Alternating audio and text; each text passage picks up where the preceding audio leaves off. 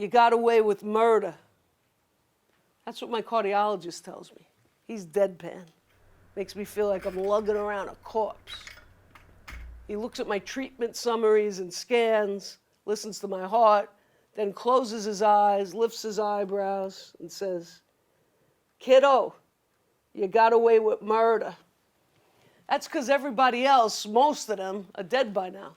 Those of us who in the 60s, 70s, and 80s were blasted by both cobalt gamma rays and ionizing radiation, aimed at these very alive mediastinal masses, strangling our hearts like tourniquets. You got a quarter?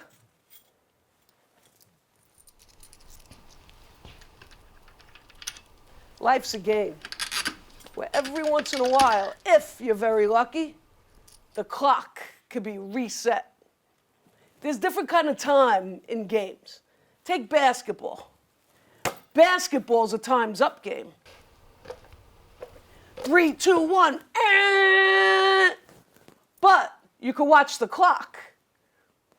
Take baseball. Baseball is a forever game.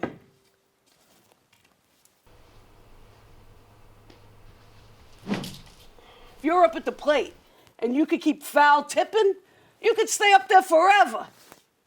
Baseball's a forever game. Now, life is a time's up game like basketball, except it's a surprise. You never know when is going to sound. Life is a surprise time's up game. So, I practice death readiness. I wear clean underwear. I got my mother's saint around my neck and my father's in my pocket.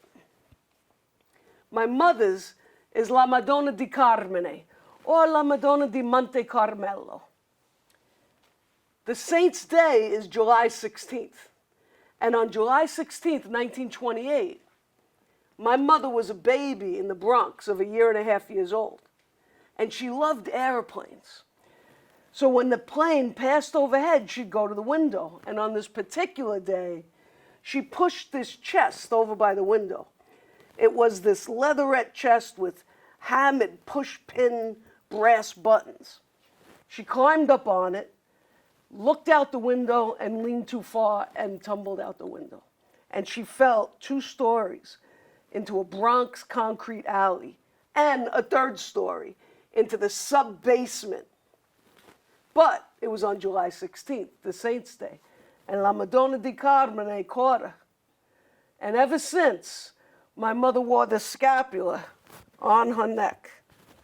A scapula has 2 saints and watches you coming and going. A scapula's got your back. Now, my father's got 3 saints. He's got Giuseppe, Rocco, and a 3rd one, Beato Giacomo. San Giuseppe and San Rocco, he's named after.